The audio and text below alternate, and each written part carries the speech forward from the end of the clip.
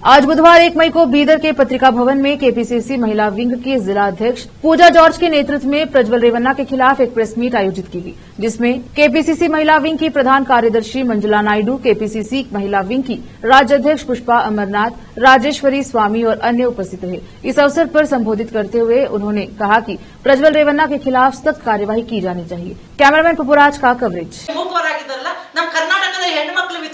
ಗಂಭೀರತೆ ಅಲ್ವಾ ಇವನೇ ಇರಬಹುದು ಅಂತ ಅನ್ಸುತ್ತೆ।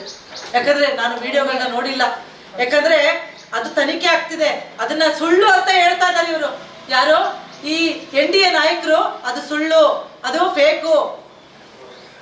ನೀವು ಅದನ್ನ ತನಿಖೆ ಆದ್ಮೇಲೆ ಮಾತಾಡಿ, ಫಸ್ಟ್ ಹೆಣ್ಮಕ್ಳ ಪರವಾಗಿ ನಿಂತಿದ್ದೀರಾ ನೀವು।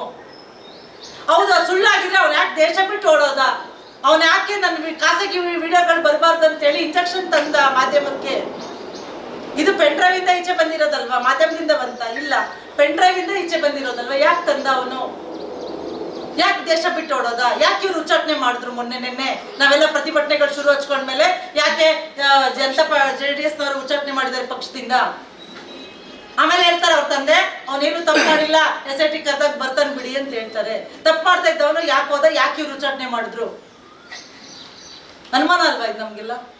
ಮನೆಯವ್ರಿಗೆ ಗೊತ್ತಿದೆ, ಅವ್ರ ಅಪ್ಪನ್ ಗೊತ್ತಿದೆ, 4 ತಿಂಗಳಿದೆ ದೇವರಾಜೇಗೌಡ ಅಂತಕ್ಕಂಥ ಅವರ ಮಾಜಿ ಶಾಸಕ, ಬಿಜೆಪಿ ಶಾಸಕ ಬಂದು ಪತ್ರಿಕೆ ಮಾಧ್ಯಮದ ಮುಂದೆ ನಿಂತ್ಕೊಂಡು ಪ್ರೆಸ್ ಮೀಟ್ ಮಾಡ್ತಾರೆ, ಅವ್ರಿಗೆ ಪತ್ರವನ್ನು ಬರೀತಾರೆ, ಇವ್ರಿಗೆ ಟಿಕೆಟ್ ಕೊಟ್ರೆ ಇವರ ಖಾಸಗಿ ವಿಡಿಯೋಗಳಿದ್ದಾವೆ, ಇವ್ರು ತಪ್ಪು ಮಾಡಿದ್ದಾರೆ, ಹೆಣ್ಮಕ್ಳನ್ನ ಇವ್ರು ಬಳಸ್ಕೊಂಡಿದ್ದಾರೆ, ಅವ್ರ ಜೀವನವನ್ನು ಹಾಳು ಮಾಡಿದ್ದಾರೆ, ನಾನು ಇದನ್ನ ಬಿಡ್ತೀನಿ ಅಂತ ಹೇಳ್ತಾರೆ। ಅಂದ್ರೂ ಕೂಡ ಇವ್ರು ಚರ್ಚೆ ಮಾಡ್ತಾರೆ, ದೇವೇಗೌಡರು ಡೆಲ್ಲಿಗೆ ಹೋಗ್ತಾರೆ, ಅಲ್ಲಿ ಹೋಗಿ ಅಲ್ಲಿ ಟಿಕೆಟ್ ಅನೌನ್ಸ್ ಮಾಡ್ಕೊಂಡು ಬರ್ತಾರೆ।